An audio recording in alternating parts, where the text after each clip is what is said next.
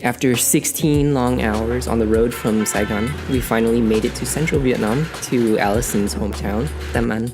And if there's one thing that my family is known for, is spoiling and drowning us in homemade food as soon as we get there. So these are the food that I haven't seen in years, because it being the New Year's, there's a lot of traditional food that is being made and served that are not normally made throughout the year. There's also a lot of relatives who are in town to visit, neighbors coming over to hang out. You can see that it's very festive. Everyone's in such a good mood.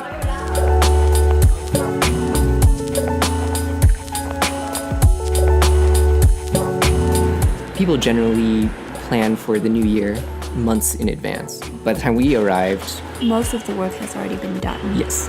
So we kind of reap the benefit of getting there like 3 days in advance. But usually the last couple of days are spent putting the final touches together, cleaning the house, especially the living room, because that's where most of your guests will be spending their time. So, we usually make sure that the living area is the cleanest.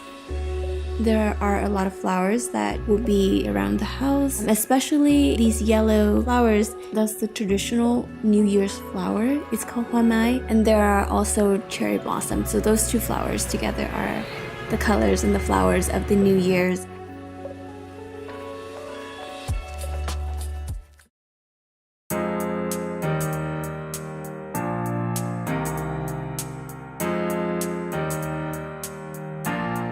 So a typical breakfast in Vietnam includes fried eggs, fresh baguette, and coffee on the side. These eggs are never refrigerated, never from a store, They were laid that morning.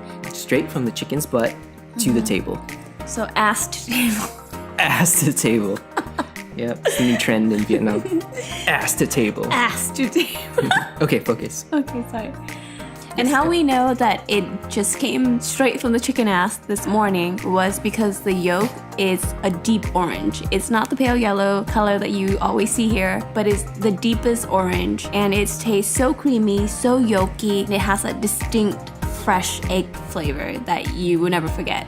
And the baguette itself were made that same morning, so literally from the oven straight home. Everything's super fresh. Coffee, Vietnamese people are known for their coffee, so you can't go wrong there. Those three things combined is the breakfast that I grew up with. Every day. Really good. 2 days before New Year's was actually my brother Jack's engagement party.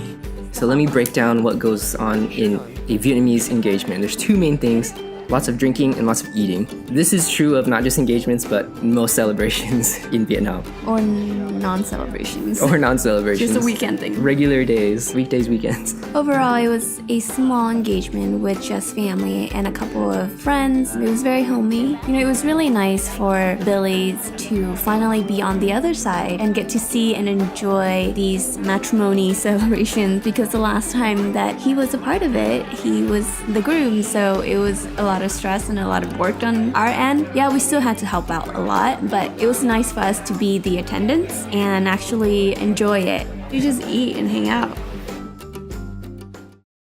After Jack's engagement, we went out for a big family dinner, and being that it was a day before New Year's Eve, nothing was open. Everyone stays home, they stay with their family, they prep. So where we went, there was one restaurant that was open, and it happened to be pretty good. So this restaurant specializes in all local cuisine, stuff that you probably won't see outside of this town or this area.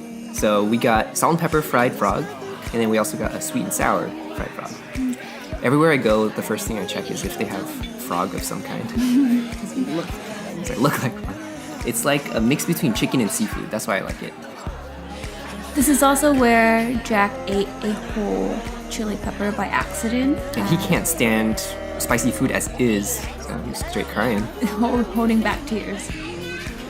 So afterward, we went to a local cafe nearby to get some fruit smoothies, some late night tea, and we ended the night early because tomorrow is New Year's Eve and we had a lot of work to do preparing for the first day of New Year.